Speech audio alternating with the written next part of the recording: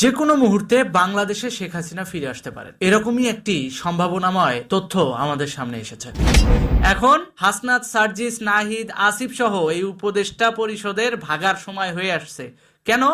কারণ এই উপদেষ্টা পরিষদ এখন আন্তর্জাতিকভাবে চাপে আছে। এই কারণেই ঐতিহাসিক পর্যায় থেকে নতুন বাংলাদেশ কেমন হবে তার উপর ভিত্তি করে নতুন সংবিধান বানানোর যেই মুড়ি মোয়া আপনাদেরকে খাওয়ানো হচ্ছে, এই মুড়ি মোয়া সম্পূর্ণ একটা হাওয়াই মিঠাই, দেখবেন মুখে গেলেই শেষ। কারণ ওরা যদি 31 তারিখে নতুন সংবিধান কেমন হবে, নতুন বাংলাদেশ কেমন হবে এটা নিয়ে যদি ওরা প্ল্যান করেও এটা এক্সিকিউট করতে পারবে না সর্বোচ্চ জানুয়ারির 20 তারিখ পর্যন্ত। তারপর দেখবেন এটার কোনো ভ্যালু থাকবে না। যাতে বাংলাদেশে আবার নতুন করে একটা গণজাগরণ, গণজামায়াত, আবার যেন একটা গ্যাঞ্জাম ফাসাদের পরিস্থিতি তৈরি করতে পারে, সেটার জন্য পাবলিকরা এটা বুঝাচ্ছে যে দেখো তোমাদের কিন্তু এখন আবার নতুন করে কাজ করতে হবে, তা না হলে কিন্তু এই স্বাধীনতা টিকিয়ে রাখা যাবে না। আমরা কিন্তু 5 আগস্টের পর পুরোপুরি স্বাধীন হই নাই, আমরা কিন্তু নতুন বাংলাদেশ কেমন হবে তা নিয়ে কাজ করছি। এগুলাই বলবে। এগুলা কেন বলতেছে? কারণ ওরা আলটিমেটলি ইন্টারন্যাশনাল প্রেসারে আছে, ওরা ক্ষমতা বেশি দিন ধরে রাখতে পারবে না। That is the reality. আসলে বিষয়টা ইশতেহার কিংবা পরবর্তী বাংলাদেশ কেমন হবে কিংবা নতুন সংবিধান কেমন হবে পরিস্থিতিটা সেরকম না। আমাদের দেশের সেনাবাহিনী যদি এখনো সচেতন না হয়, এখনো যদি আইএসআই এর গোলামি করতে থাকে, তাহলে ফিউচারে আমাদের দেশের সেনাবাহিনীর কোটি কয়েক অফিসারদের কারণে, সিনিয়র অফিসারদের কারণে আমার দেশের প্রত্যেকটা সোলজার বিপদে পড়বে। যারা সৈনিক লেভেলে আছে তারা বিশেষ করে বিপদে পড়বে, কারণ তাদের তো বেতন অল্প। এই সামান্য বেতন নিয়ে কিন্তু তারা বাংলাদেশকে সার্ভ করে যাচ্ছে শুধুমাত্র দেশপ্রেমের জায়গা থেকে। এই যে দেশপ্রেমের জায়গা থেকে তারা বাংলাদেশকে সার্ভিস দিচ্ছে, সেই বাহিনীটাই যদি নিষেধাজ্ঞার কবলে পড়ে, তাহলে গুটি কয়েক সিনিয়র অফিসারের লালসার কারণে, লোভের কারণে পুরো বাহিনীটা হুমকির মুখে পড়বে। হ্যাঁ, সম্প্রতি শেখ হাসিনাকে বাংলাদেশে ফিরিয়ে দিতে জাতিসংঘ শান্তিরক্ষা মিশনের হস্তক্ষেপ চাওয়া হয়েছে। আর একবার যদি বাংলাদেশে জাতিসংঘের শান্তিরক্ষা মিশন কাজ করা শুরু করে এবং শান্তিরক্ষী বাহিনী যদি বাংলাদেশে ঢোকে, তখন আমার দেশের যে সেনাবাহিনী রয়েছে তা সম্পূর্ণ নিষ্ক্রিয় হয়ে যাবে। এমনও হতে পারে জাতিসংঘের অর্ডার অনুযায়ী জাতিসংঘের শান্তিরক্ষী বাহিনীর সঙ্গে বাংলাদেশ সেনাবাহিনীকে মার্চ করে কাজ করা লাগতে পারে। That is the reality. ভারতীয় পররাষ্ট্রমন্ত্রী জয়শঙ্করের বিদেশ সফরের আগে আগে ইউনূস সরকারের কাছে বাইডেন প্রশাসন ফোন দিয়ে এই মানবাধিকারের পার্টগুলো পড়িয়েছে যে দেখো, এখন যদি পরিস্থিতি এরকম হয়, বাংলাদেশের সংবিধান অনুযায়ী এখনো প্রধানমন্ত্রী শেখ হাসিনা আছে, যদি এরকম পরিস্থিতি হয় তখন বাধ্য হয়ে জাতিসংঘ কিন্তু প্রধানমন্ত্রীর সেফটি, সিকিউরিটি এবং একটা দেশের শান্তি বজায় রাখার স্বার্থে সহযোগিতা করতে বাধ্য হবে। জাতিসংঘ সহযোগিতা করতে বাধ্য হবে। জাতিসংঘ যদি একবার সহযোগিতা শুরু করে, তখন মানবাধিকার লঙ্ঘনের প্রত্যেকটা স্টেপে ইউনূস গভর্নমেন্ট ফেসে যেতে পারে। আর এই জন্যই দেখবেন 31 ডিসেম্বরকে টার্গেট করে এই যে হাসনাত, সার্জিস এবং অন্তর্বর্তীকালীন সরকার, এরা আপনাদেরকে একটা ওয়ার্ড, একটা শব্দ গেলাচ্ছে, সেটা হচ্ছে ইশতেহার। পরবর্তী বাংলাদেশ কেমন হবে সেই ইশতেহার। ভাই, বিগত 4 মাস কি তোমরা ঘাস কাটছিলা?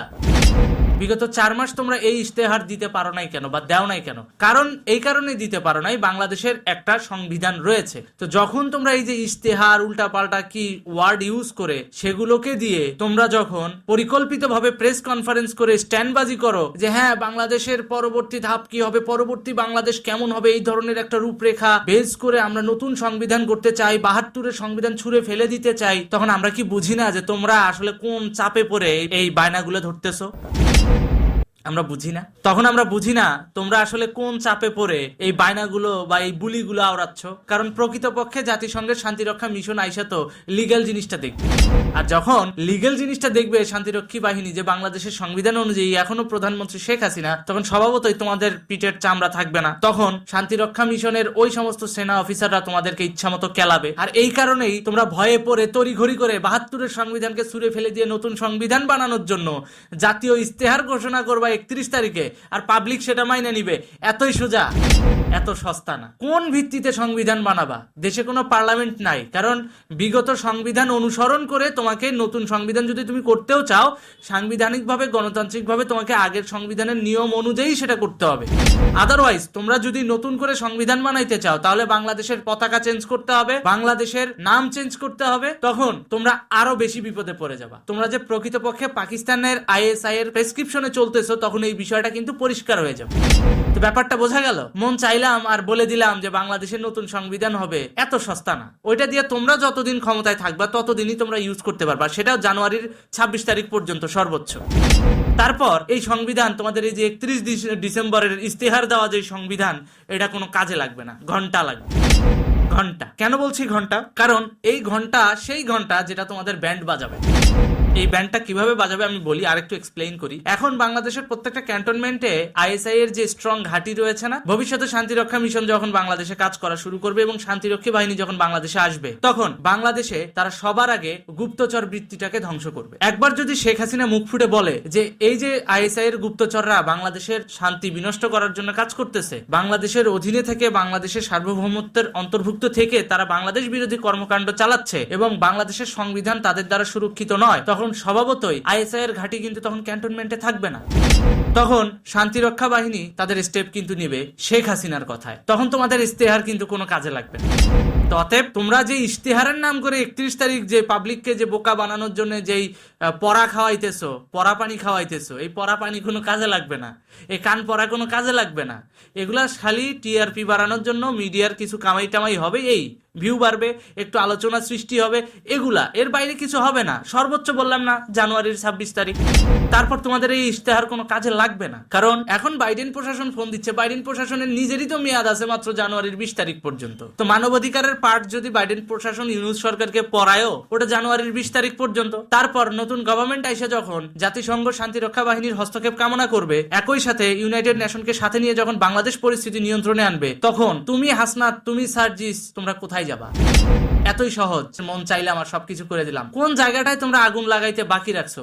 তোমরা গণভবন ভাঙছো, তোমরা গণভবন ধ্বংস করছো, তোমরা সংসদ ভবন ধ্বংস করছো, সংসদ ভবন ভাঙছো, আবার পরের দিন যা এভিডেন্স লোপাট করার জন্য সেগুলো আবার পরিষ্কার করছো, ভালো কথা। একইভাবে সচিবালয় আবার আগুন দিয়ে পুরাইছো। এই যে সচিবালয়ের যে এভিডেন্স, তোমরা 4 মাসে যত দুর্নীতি করছো, সেই এভিডেন্স গুলো লুকানোর জন্য তোমরা যে আগুন দিলা, তোমরা কি মনে করছো এগুলোর বিচার হবে না? অবশ্যই হবে। বাংলাদেশে যদি শান্তিরক্ষা বাহিনী আসে, বাংলাদেশের প্রধান বিরোধী দল বিএনপি এবং জাতীয় পার্টিও যদি সহযোগিতা করে, তখন অটোমেটিক্যালি তোমরা কোণঠাসা হয়ে পড়বা।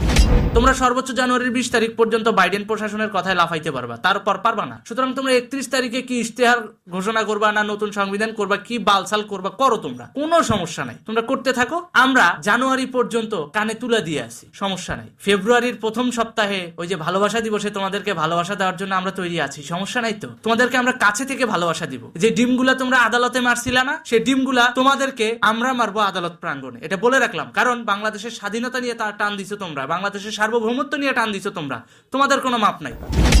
আরেকটা জিনিস বলি, হাসনাত, সার্জিস, শিশু উপদেষ্টাদের সাথে যে সিনিয়র উপদেষ্টা যারা রয়েছেন, প্রত্যেকেই খুব শীঘ্রই হাতে হাত করা, মাথায় হেলমেট আর গায়ে পুলিশের জ্যাকেট থাকবে। চিন্তা করো না, বাজে লোক যতই লাফাক না কেন, মিথ্যা মিথ্যাই, আর মিথ্যা কখনো সত্যের জায়গা দখল করতে পারে না। আর যে লিডার, সে যখন আসবে, এখন তো আসেই নাই, খালি চিন্তা করতেছে যে আসবে যে কোনো সময় শেখ হাসিনা, তাতেই তোমরা যে ভয় পাচ্ছ। একবার চিন্তা করো, যদি শেখ হাসিনার দেশে ফেরে, তাহলে তোমাদের প্যান্ট নষ্ট হয়ে যাবে, তোমরা কি করবে একবার চিন্তা করো।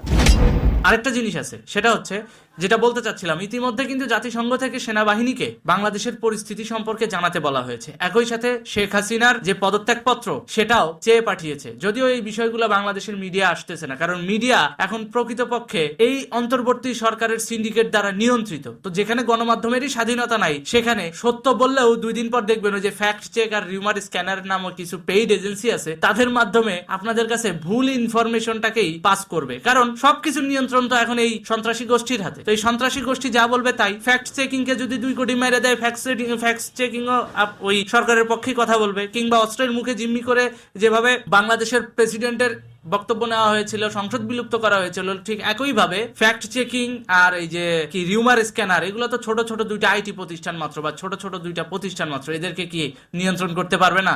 অবশ্যই পারবে। সো এইগুলা নিয়ে আমাদের কোনো হেডেক নাই। তোমরা মিডিয়ার ভিতরে যা সার্কাস করার করো, তবে এটা জেনে রাখো যে সেনাবাহিনী বুঝতেছে সেনাবাহিনীর কাছে কি চিঠি আসছে, সেনাবাহিনীর কাছে বহির্বিশ্ব কি জানতে চাচ্ছে। খুব শীঘ্রই সেনাবাহিনী বাংলাদেশের প্রেক্ষাপট নিয়ন্ত্রণে নিতে বাধ্য হবে। কারণ বাংলাদেশের সার্বভৌমত্ব নিয়ে আইএসআই যেভাবে নীলনকশা কষতেছে, এই কষাকষির ভিতরে খোদ সেনাবাহিনী যদি পড়ে যায়, ওদের বাহিনীর অস্তিত্বই তো থাকবে না। একবার নিষেধাজ্ঞা যদি চলে আসে বহির্বিশ্ব থেকে, আর ভিতরে অভ্যন্তরীণ পরিস্থিতি যদি আইএসআই এর দখলে চলে আসে, তোমার কি মনে হয় এখানে বাংলাদেশ আর্মি কাজ করবে? তখন এখানে কাজ করবে পাকিস্তানের আর্মি। এবং পাকিস্তানের আর্মি যখন আমাদের দেশের সার্বভৌমত্ব নিয়ে টান দিবে, তখন কি মনে করো বাংলাদেশের সাধারণ মানুষ বসে থাকবে? কেউই বসে থাকবে। সুতরাং সেনাবাহিনীও এখন রিস্কে আছে, চাপে আছে। এই জন্য বললাম, বিপাকে সেনাবাহিনী যে কোনো সময় ফিরে আসতে পারে শেখ হাসিনা। ধন্যবাদ।